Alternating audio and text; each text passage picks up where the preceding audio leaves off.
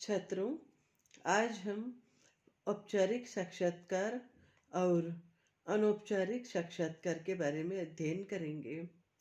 सर्वप्रथम हम औपचारिक साक्षात्कार या फॉर्मल इंटरव्यू के बारे में जानने का प्रयास करेंगे। औपचारिक साक्षात्कार को नियंत्रित साक्षात्कार, संचालित साक्षात्कार, व्यवस्थित साक्षात्कार अथवा नियोजित साक्षात्कार भी कहते हैं।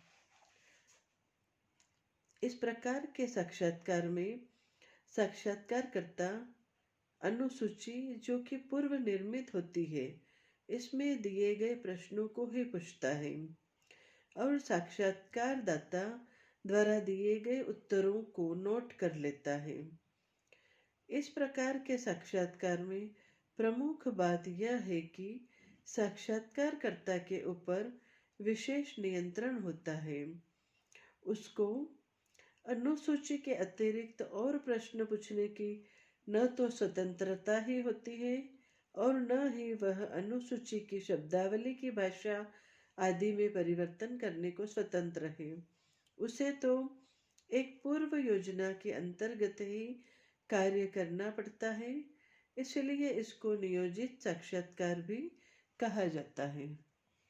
औपचारिक साक्षात्कार में साक्षात्कारकर्ता और सूचनादाता दोनों के बीच औपचारिक संबंध पाए जाते हैं, क्योंकि साक्षात्कारकर्ता पहले से निर्धारित प्रश्नों को उसी क्रम में पूछता है जिसमें कि उसने उन्हें अनुसूची में लिखा है। औपचारिक साक्षात्कार में साक्षात्कारकर्ता को स्वेच्छा से प्रश्न पूछने और उत्तर लिखने की स्वतंत्रता नहीं होती है।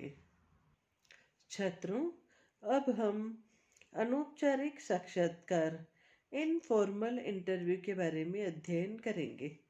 अनौपचारिक साक्षात्कार को अव्यवस्थित, अनस्ट्रक्चर्ड साक्षात्कार, अनियंत्रित, अनकंट्रोल्ड साक्षात्कार, असंचालित साक्षात्कार अथवा अनियोजित, अनप्लैन्ड साक्षात्कार भी कहा जाता है।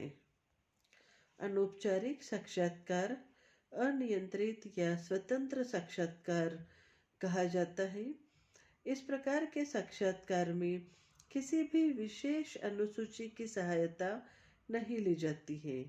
साक्षात्कारकर्ता साक्षात्कारदाता से कुछ मुख्य प्रश्न या किसी विषय पर उसके विचार पूछता है और उत्तरदाता एक वर्णन या कहानी के रूप में अपने विचारों का वर्णन करता है। साक्षात्कारकर्ता इसी वर्णन अथवा विवेचन के आधार पर ही निष्कर्ष निकालता है। इस प्रकार के साक्षात्कार का प्रयोग विशेषकर मनोवैज्ञानिक अध्ययनों के लिए किया जाता है। इस प्रकार के साक्षात्कार में सूचनादाता कहानी के रूप में घटना का वर्णन करता जाता है तथा साक्षात्कारकर्ता समयानुकूल अपनी समस्या से संबंधित प्रश्नों को पूछता जाता है, परंतु उत्तरों को वहीं पर लिखने का प्रयास नहीं करता। अतः वह अनौपचारिक रूप से होने वाले वार्तालाप से ही सूचना एकत्रित कर लेता है।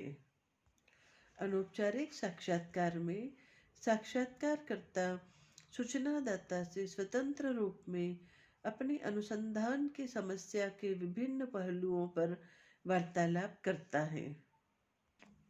अनौपचारिक साक्षात्कार में किसी भी विशेष अनुसूची की सहायता नहीं ली जाती।